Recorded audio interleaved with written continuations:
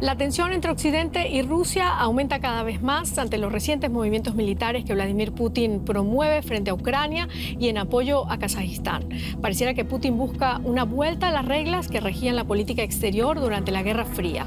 Quiere, entre otras cosas, que la OTAN no se amplíe hacia el este, algo que los aliados no están dispuestos a aceptar. ¿Cuáles son realmente las intenciones de Moscú y hasta dónde quiere y puede negociar Occidente? De Ucrania a Kazajistán, ¿espacio de poder de Putin?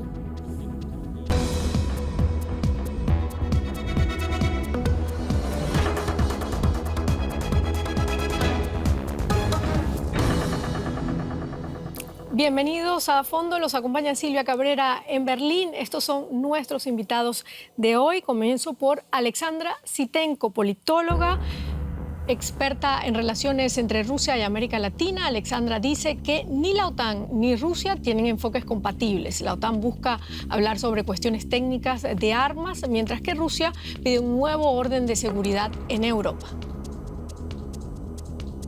Amir Valle, periodista y escritor cubano, trabaja como periodista de la redacción de DW en español. Según Amir, las fuerzas que buscan una nueva repartición del poder mundial no logran dialogar porque lo hacen basados en valores democráticos anticuados, instituciones internacionales obsoletas y una diplomacia fracasada.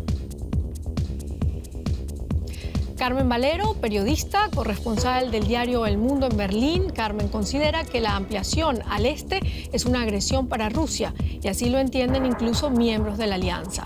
La OTAN es una organización defensiva y esa es su línea roja. Bienvenidos a esta nueva emisión de A Fondo. Recuerden participar también en nuestras redes sociales, en Twitter, enviarnos sus comentarios. Y bueno, comenzamos.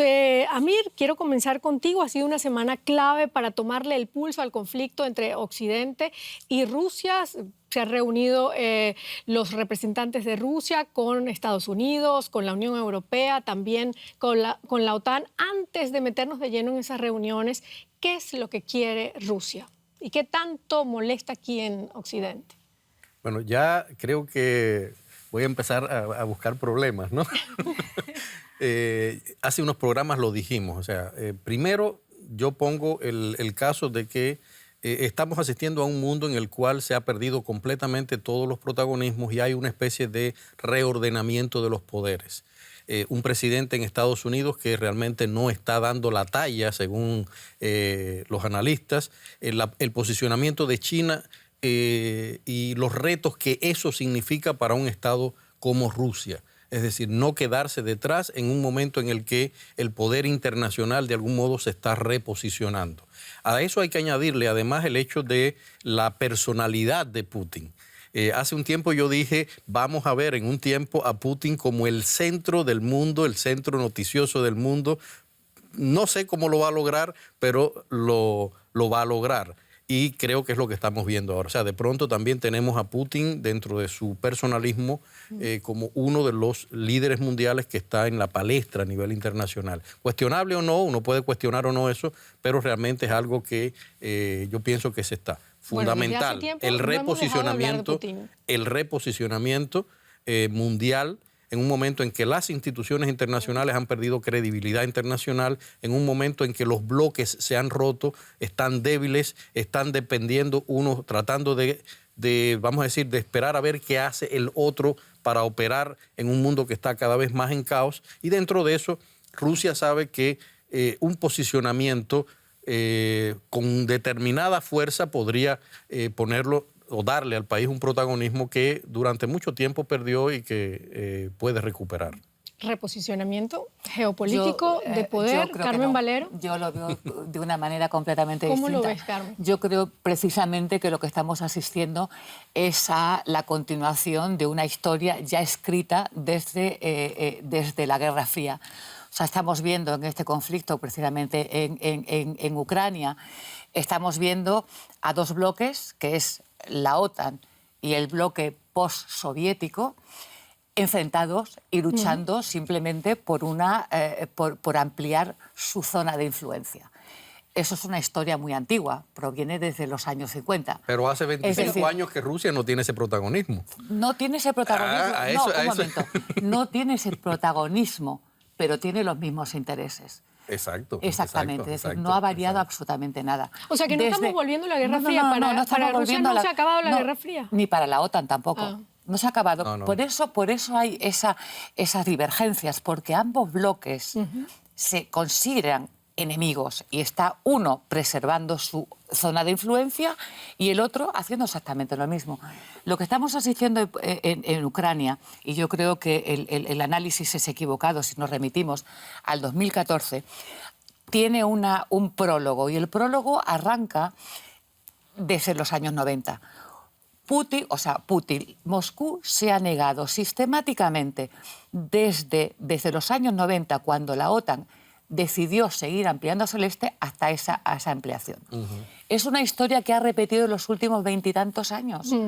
Ucrania posiblemente sea la última oportunidad para Putin para decir, señores, hasta aquí he llegado.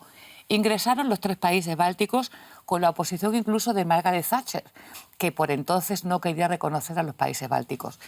La OTAN desde su fundación se ha ampliado en 6 ocasiones. 14 países más han entrado en la órbita de la Alianza Atlántica y todos hacia la zona del este.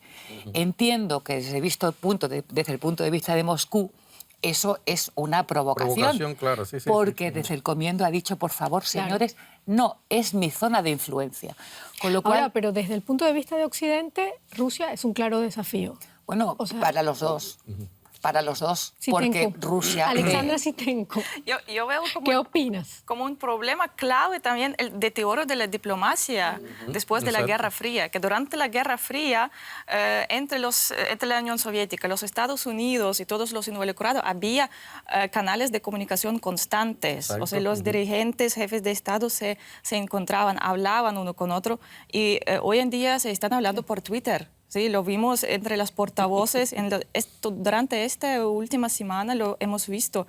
Las portavoces de los ministerios de Asuntos Exteriores, o sea, del State Department de los Estados Unidos y el Ministerio de Asuntos Exteriores de Rusia, se hablan por Twitter, donde... O sea, son cuestiones, pues, por ejemplo, sobre Kazajistán, que hubo un intercambio, y no siempre es una comunicación no es una comunicación ya diplomática. Bueno, pero finalmente esta semana se sentaron a conversar. ¿Cuáles fueron los puntos importantes en la mesa de conversaciones, de negociaciones? Bueno, los puntos, Rusia dejó claro su punto clave, puso las exigencias máximas sobre la mesa. Mientras que por parte de los Estados Unidos y de la OTAN, la exigencia clara es que Rusia retire sus tropas de Ucrania. Entonces yo me preguntaba por qué son 2 niveles tan distintos. O sea, Rusia habla de una cuestión que ya lleva 30 años, mientras que la contraparte está hablando de algo, de un problema de unos meses, de 2 meses. Yo creo que es difícil encontrar un punto común con esas. Entonces, yo me preguntaba, bueno, ¿cuál es la OTAN? ¿Tiene una visión estratégica en Europa para seguridad en Europa? Porque Rusia lo dejó claro, eso es nuestra línea roja, queremos eso. Si el retiro de las tropas de Rusia de la frontera con Ucrania es la exigencia máxima de la OTAN, para mí parece que no tienen una visión estratégica. Y si tienen, entonces deben dejarla clara, qué es lo que quieren. ¿No hubo resultados concretos en estas reuniones de esta semana, Amir? Lo que vimos fue un posicionamiento de cada uno en su postura, punto. No hubo acuerdos. Incluso Rusia... Pero hubo un anuncio importante de Rusia, ¿no? No vamos a invadir Exactamente. Ucrania. Primero, no vamos a invadir Ucrania, pero también dijo no vamos a tener más conversaciones después de haber dicho que sí iban a continuar las conversaciones. O sea, primero, estamos hablando de una vamos a decir, de una técnica que sí es muy vieja, es una técnica vieja de la Guerra Fría, que viene a ser no nos podemos entender porque tenemos posiciones absolutamente distintas sobre los temas. Es decir, en el caso, por ejemplo, de la OTAN, la OTAN está absolutamente dividida dentro de ella. Es decir, la OTAN no es un monopolio en el que todo dice vamos contra Rusia.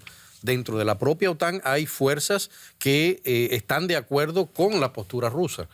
Es decir, lo que pasa es que estamos hablando de un bloque que tiene determinadas reglas que operar, en las cuales tiene que avanzar y tiene que respetar. Pero las posiciones, como decía Alexander, son absolutamente absolutamente ¿no? incompatibles, porque están pidiendo dos elementos totalmente, vamos a decir, ajenos en este caso. Y estamos hablando solo de las posiciones de la OTAN y de Rusia. Habría que ver entonces personalmente la influencia de Estados Unidos. ¿Qué implicaría Estados Unidos en esto? Acuérdense que Estados Unidos funciona dentro de la OTAN como un ente y fuera de la OTAN como otro ente distinto. Entonces hay muchas cosas que están sobre la mesa. Ese rol que ha tomado Estados Unidos en este conflicto, sobre todo entre Rusia y la Unión Europea. Bueno, porque es que la OTAN es Estados Unidos. Es Estados Unidos, en primer lugar. Lógicamente, es que, claro, o sea, los países de la Unión Europea lo que hacen es ceder sus territorios a infraestructura militar estadounidense. Entonces, aquí lo que seguimos viendo es Estados Unidos y Rusia. Y bueno, de hecho, ese es el diálogo. Muchos medios hablan del ninguneo al que se somete el régimen de Vladimir Putin, al que somete el régimen de Vladimir Putin a la Unión Europea en estas negociaciones. Es decir, que estamos hablando de dos bloques igual que la Guerra Fría, como tú decías, Rusia y Estados Unidos. Sí, ¿Y la Unión Europea qué papel tiene? La Unión Europea, o sea, no estamos en una situación de Guerra Fría, o sea, eso que quede muy claro. Claro. O sea, no estamos en una situación de Guerra Fría, lo que sí estamos viendo son exactamente dos bloques, Estados Unidos y la post-Unión Soviética, la OTAN y Rusia. Yo creo que ha habido una serie de... Hay bastantes foros para el diálogo con Rusia y Occidente. Está el foro del Consejo de la OTAN y Rusia, está, por supuesto, la OSCE, y luego, en el caso de Normandía, en el caso de Ucrania, está el formato de Normandía. O sea, ha habido diálogo. Lo que ocurre es que ese diálogo se ha roto, pero no porque sí, se rompió fundamentalmente con la llegada de Donald Trump al poder. Donald Trump ha sido un presidente, muy mal presidente, para Estados Unidos y yo creo que para el mundo. Ha utilizado una retórica militarista muy agresiva y además utilizó a Ucrania, incluso por eso Ucrania es importante y siempre sale en Estados Unidos para interés propio. Recordemos que Ucrania salió a relucir en el impeachment de Trump, que la Oficina Anticorrupción de Ucrania puso en marcha una investigación para esclarecer los negocios del hijo de Biden en Ucrania, información que fue utilizada durante la campaña de Trump. Es decir, que Trump puso en marcha una campaña en Ucrania que ha sentado las bases y que ha permitido que después se vuelva a embarrañar todo eso. Ucrania, lógicamente, se sintió de alguna manera avalada por Trump, quiere ese mismo aval de Biden, pero Biden, lógicamente, no se lo puede dar. Claro. Alexandra, ¿qué opinas al respecto? Yo quería agregar una cosa más sobre esas percepciones de amenazas existentes que son muy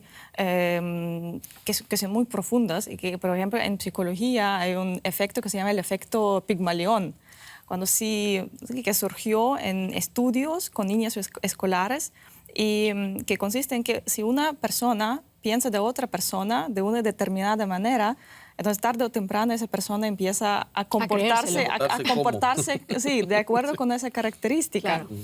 Y lo que vemos en la retórica en ambos lados es justamente Rusia está con amenazas militares, mientras que el Occidente todo el tiempo con amenazas de sanciones, y lo hemos visto en la última crisis en Kazajistán, que cuando se anunciaron que las tropas rusas entraron, entonces por todos lados empezó a hablarse de una ocupación que Rusia está usando para invadir Asia Central.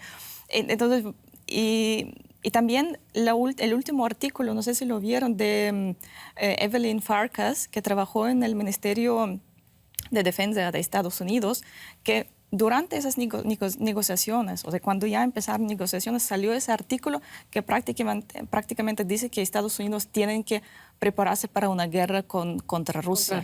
O sea, la pregunta es si eso, yo no creo que eso pueda ayudar porque ella sugiere que las negociaciones van a fracasar, que no van a tener... Bueno, lo cierto es que lo hablamos en la próxima porque tengo poco tiempo. Sin la presión militar, lo cierto es que es probable que Estados Unidos y Rusia no se hubieran sentado a negociar con tanta rapidez como lo hicieron. El diálogo no ha sido fácil, hay que decirlo. La diplomacia estadounidense calificó la posición de Moscú en la mesa como lo contrario a puntos de partida para una negociación. Vamos a ver este informe.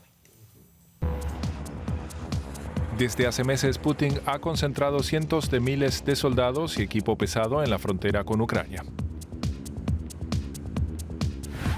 Moscú trata de desestabilizar la antigua República Soviética desde las protestas que condujeron al derrocamiento del gobierno ucraniano prorruso en 2013 y a su presidente. La anexión de la península de Crimea perteneciente a Ucrania quizás sea solo el preludio. En cualquier caso, Rusia está trazando líneas rojas para las negociaciones con la OTAN.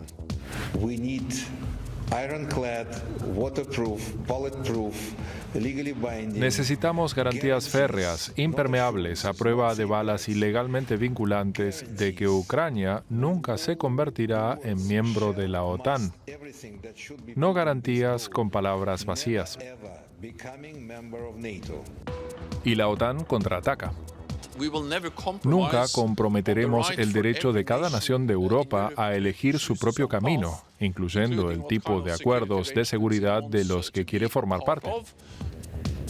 Putin también quiere evitar el emplazamiento de armas pesadas en Europa del Este. ¿Es posible un acercamiento entre la OTAN y Rusia?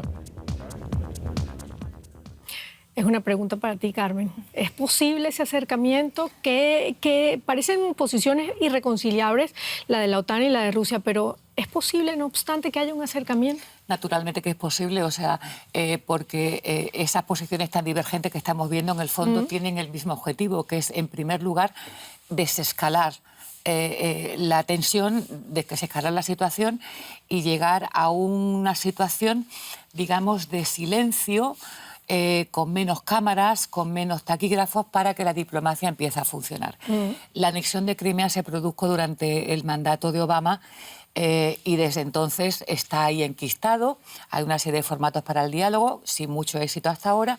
Y yo creo que lo importante ahora, ya que se ha dado esta oportunidad, es efectivamente combinar las dos posiciones. Y yo creo que las dos posiciones de la diplomacia en este momento tienen que indagar por una tercera vía. No se trata de decir Ucrania accede a la OTAN sí o no, o yo retiro mis tropas o sí o no, sino llegar a una especie de status quo que que vaya de alguna manera en dirección a la solución de Finlandia. Es decir, la neutralidad de Ucrania a nivel, la neutralidad de Ucrania, como hace Finlandia o como tiene Suecia, claro, o como todos los demás. Es decir, dejar el tablero, dejar la partida en tablas. Y yo creo que esa vía habría que indagarla mucho más. Yo creo que a la OTAN, que ya ha dicho reiteradamente que no va a enviar tropas a defender a Ucrania, entre otras cosas, porque no es miembro, y Estados Unidos tampoco va a librar una batalla en Ucrania. Pero yo creo que esa es la solución. Amir, pero después de estas reuniones, Rusia ha tachado de impenetrable la postura de Washington y dijo que no ve motivos para sentarse nuevamente a negociar. Obviamente, que esa es la postura y yo, estoy totalmente de acuerdo con Carmen y creo que en ese plano era donde podría entrar a jugar la Unión Europea. Es decir, ahí podría entrar a jugar la Unión Europea. ¿Pero por qué es tan débil ese papel de la Unión Europea? El problema de la Unión Europea es que no acaba de definirse como un punto de poder real ellos mismos y siempre están esperando que las terceras partes actúen antes de dar algo.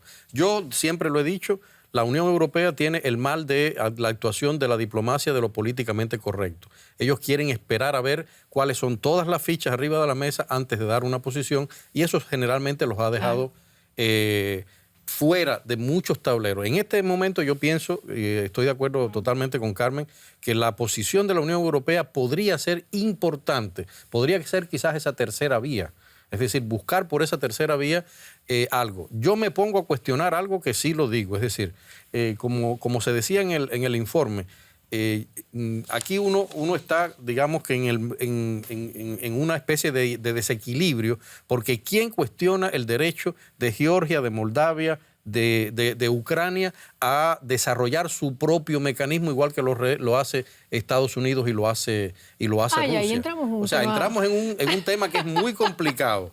Ya, si ellos quieren entrar en la OTAN, pueden entrar en la OTAN. Es su derecho, es lo que está defendiendo la OTAN. Bueno, y desde esa perspectiva... Relativamente. Relativamente no. Es como que ahora de pronto digamos, bueno, entonces Venezuela, Nicaragua, Cuba, para poner un caso, digamos, que todo el mundo que nos está viendo lo conoce, pueden entrar en todas las instituciones internacionales a pesar de violar todos los derechos humanos que violan. ¿Tiene Cuba derecho, por supuesto, porque es un país soberano, a recibir misiles de Moscú, estacionarlos en su territorio, y Estados Unidos Totalmente de acuerdo. tiene la obligación de decir respeto el derecho de Cuba a decidir lo que tiene en su territorio y acepto misiles rusos enfocando a Florida. Exacto. No, perdona. O sea, hay una serie de reglas. No. Pero ahí entramos, Carmen, en un debate muy interesante que tiene que ver con lo de ahorita. Estamos culpando a Donald Trump de muchas cosas. Claro. Pero si de algo yo no culpo a Donald Trump, y lo digo directamente, y que me acusen de lo que sea, es de no financiar a instituciones que han demostrado que no funcionan. ¿Cómo cuáles? ¿Cómo cuáles? Como todas las que él le quitó el dinero. Que digo, no les voy a pagar más. ¿Por qué razón? Porque lo que estamos hablando aquí, justamente, Carmen... a la OMS. Estamos hablando... Por la influencia china. O sea, no vamos a politizar. La OMS lo hemos visto, es otro tema completo. Es otro tema completamente, no se me vayan por ese lado. Estamos hablando de la política internacional. Los países que definen y las instituciones que definen la política internacional. Las instituciones que pueden sentarse con la OTAN y decirle, usted está equivocada, usted también tiene esto que hacer, esto. Yo creo, sin entrar más en polémica, que Trump ha sido muy mal ejemplo para el orden internacional, entre otras cosas, porque ha tomado medidas unilaterales, y eso es lo peor que se puede hacer en política internacional, cuando tus socios no son previsibles y cuando tu socio toma decisiones sin contar contigo. Y tengo muchos ejemplos. ¿Qué puede ofrecerle la Unión Europea? Pero no es solamente, ese es un aspecto. Perdón, Amir. Alexandra, ¿qué puede ofrecerle la Unión Europea al conflicto, a Rusia? La Unión Europea, bueno, primero, la Unión Europea no es un solo bloque. Ese es un gran problema, porque siempre hay países bálticos, países de la Europa oriental que, digamos, que quieren de una cierta manera también vengarse por todo, sí, por los tiempos que tuvieron que pasar dentro del bloque comunista juntos con la Unión Soviética.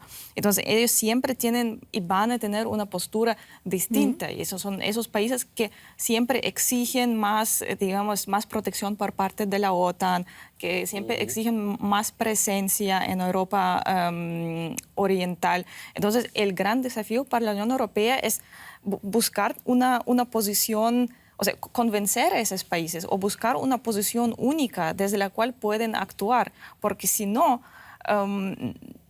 creo que es por eso que también en Rusia, es lo que percibo yo en Putin, ya incluso no toma en serio Europa para negociaciones. Claro, bueno, y hemos estado criticando muchísimo a la OTAN. ¿Qué le interesa realmente a la OTAN? ¿Qué ofrece la OTAN? ¿A quién? A Rusia. Recientemente, en esas conversaciones han ofrecido como, digamos, como moneda de cambio o como algo, primero reducir el número de misiles en Europa oriental, sí, y el número de maniobras militares con Ucrania, por ejemplo. Es lo que ellos ofrecieron. Pero bueno, ¿qué significa reducir? Reducir puede ser de 5 a 4 por año, o reducir puede ser de 5 a 1 cada 5 años. O sea, de eso hay que también ponerse de acuerdo. Claro. Sobre el rol de Europa, en mi opinión, Europa tiene que jugar porque se trata del territorio europeo. Entonces, Europa debería de jugar un rol más activo y debe ser protagonista. No lo va a hacer. En la mesa de negociación. Pero hasta ahora todo lo que indica, incluso Putin dijo o propuso una reunión solo con los Estados Unidos. Sí, pero solo con los Estados Unidos. O sea, hablar sobre la cuestión de seguridad, o sea, de orden europeo sin Europa, y sin Ucrania. Tampoco es posible. No, yo quiero decir que lo que ofrece, o sea, la OTAN es importante para Rusia, igual que para Rusia es importante la OTAN. Porque uno depende del otro y uno es el reflejo del otro. Es decir, yo tengo mi poder y ¿con qué comparo mi poder? Pues con alguien que está a mi misma altura. Es decir, para Putin es absolutamente importantísimo hablar con la OTAN en Estados Unidos porque ellos juegan en otra liga. Y como juegan en otra liga, pues no van, en la liga esa no está la Unión Europea porque carece de una política común conjunta y de un programa militar o de defensa, de seguridad conjunta con Ucrania. En fin, no va a ponerse al nivel de dialogar con Ucrania, que lo podría haber hecho directamente. Entonces, ¿qué le queda? Pues la OTAN, que es Estados Unidos y Estados Unidos. ¿Y qué es la estrategia de negociación? Llegar a la mesa de negociaciones con posiciones absolutamente maximalistas, abriendo el abanico de posibilidades enormes para poco a poco ir centrándose en lo que ellos interesa. Es lo que sería... Iba a decir que sí, o sea, que los dos tienen que primero ponerse en el mismo nivel. O bien empezar, o sea, los dos se presentan, digamos, posiciones o exigencias mínimas y empiezan, bueno, vamos a ir paso a paso. Primero, reducimos el número de misiles en Europa, ustedes reducen el número en Europa Oriental. Nosotros vamos a sacar nuestras tropas de la frontera con Ucrania. Bueno, segundo paso, vamos a hablar sobre criterios, del acceso, o sea, de la membresía también, tal vez en la OTAN, no sé, la OTAN, no sé si hablaría de eso. Llama la atención, Amir, que la seguridad estuvo aquí planteada solamente a través de Ucrania y ese movimiento militar que está haciendo Rusia a la frontera con Ucrania. Pero no se tocó el tema de Kazajistán, donde sí hubo tropas dentro del territorio kazajo. ¿Por qué? Buena pregunta. Yo puedo contestártela. No. Yo puedo contestártela. Es una buena pregunta, contesta. A ver, Alexandra. Bueno, las tropas... Bueno, primero, no fue Rusia la que dijo vamos a introducir, sino fue un pedido del presidente kazajo, porque la situación es muy compleja. ¿Sí? Empezó todo con protestas por cuestiones sociales y políticas, contra corrupción, contra la cleptocracia. Y ahora vamos a ir con ese tema, pero ¿por qué no se tocó en la mesa de negociaciones esta semana? Bueno, porque... a ver si díselo. Porque no sé, digo, porque es considerado como, digamos, la razón por qué fueron mandadas esas tropas. Porque hubo indicios de que podría haber un golpe de Estado en Kazajistán y las tropas kazajas, o sea, parecían no ser leales al presidente Tokayev.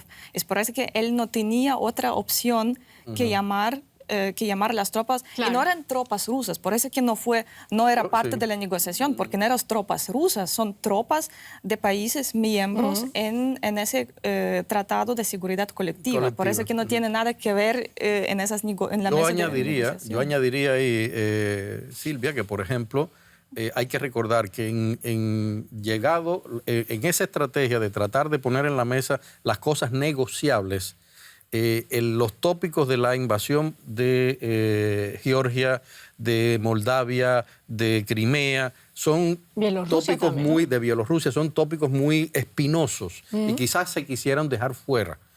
Puedo decir que quizás pueda ser esa una táctica de diplomacia. Kazajistán no tiene absolutamente nada que ver con Ucrania, con Bielorrusia, con el resto. ¿Por qué? Porque hay tropas dentro del territorio. No, porque, Kazajistán hay mucho interés también de Occidente. Pero en materia práctica militar, sí tiene que ver. Nada. Sí tiene que ver. En materia práctica, no lo verás así, pero en materia práctica militar existieron tropas de un estado dentro de otro. Es decir, y por eso a la hora de negociar... Los países... No, vamos a ver. Como yo lo veo. O sea, Kazajistán es un país tan grande como la Unión Europea, con 19 millones de habitantes. Es un país que por su composición étnica, religiosa, se ha mantenido. Pero no estamos hablando de eso, Carmen. No, quiero decir. Estamos hablando de una operación militar. Un momento, forma parte de un grupo que es el equivalente a la OTAN, pero en esta región, que se llama el Tratado de Cooperación Colectiva. Cuando un país se siente amenazado, solicita. Claro. Y eso es lo que ha sucedido en Kazajstán. Exacto, pero a la hora de negociar militarmente un acuerdo militar, eso es importante, es lo que estoy diciendo.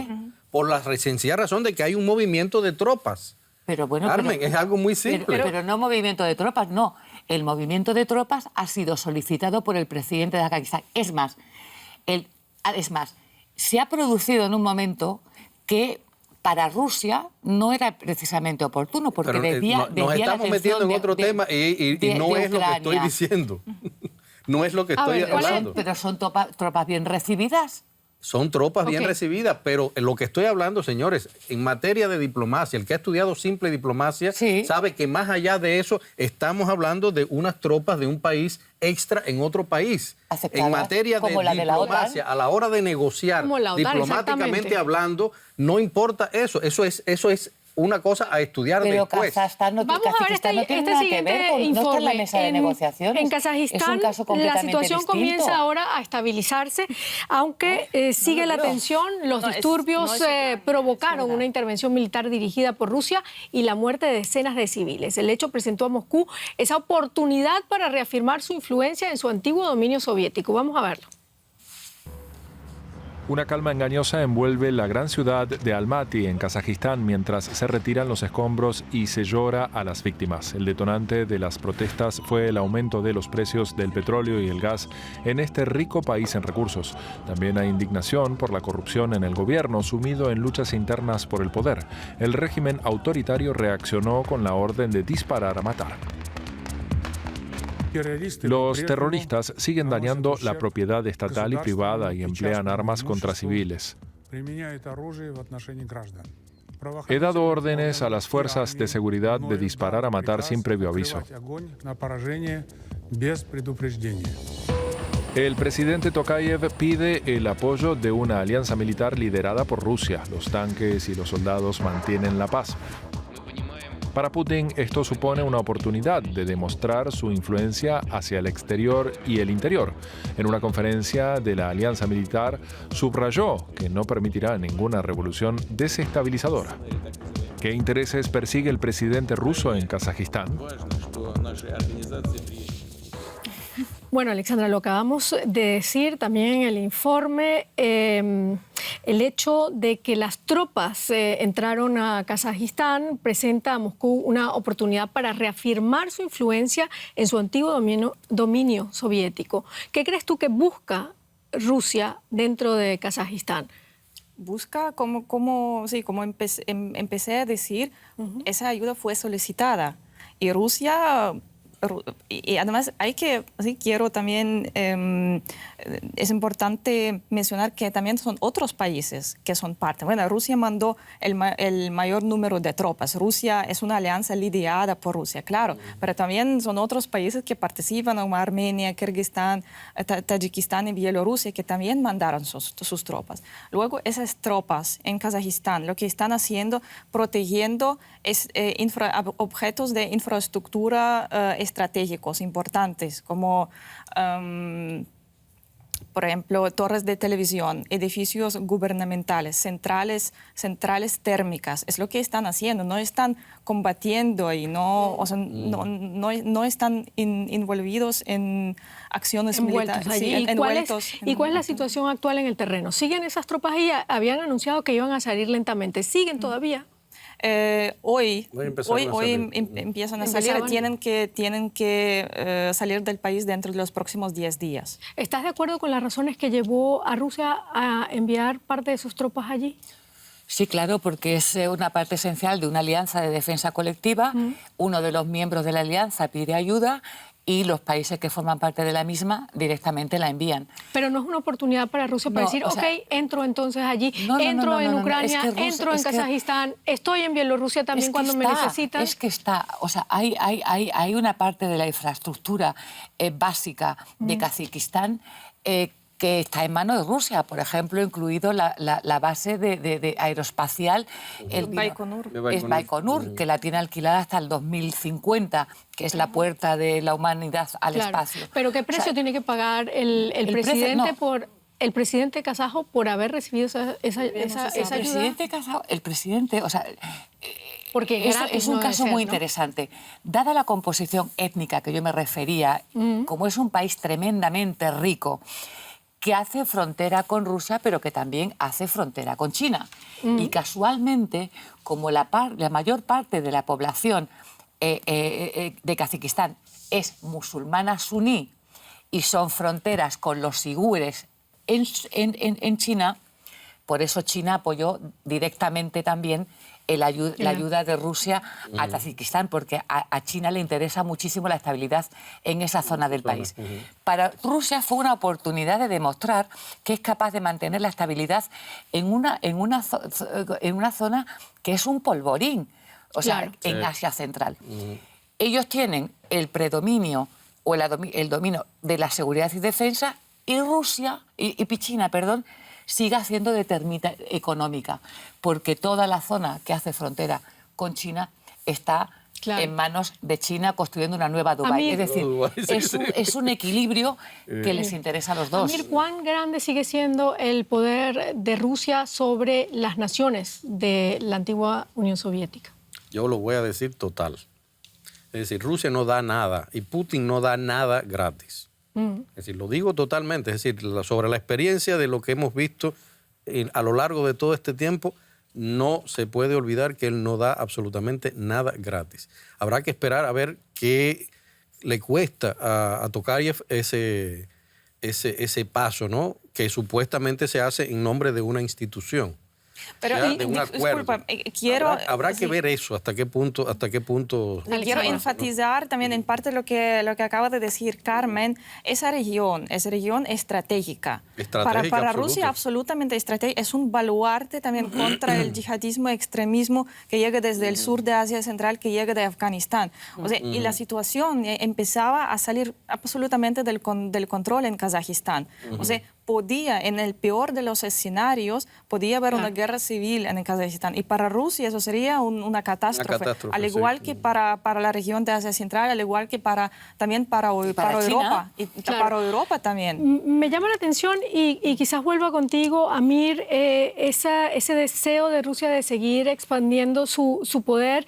Hoy, al ser preguntado el representante del Kremlin sobre las medidas que va a tomar Moscú para responder a esta falta de acuerdos en esta semana de reuniones, dijo que no descartaba el despliegue de infraestructura militar en Cuba y Venezuela.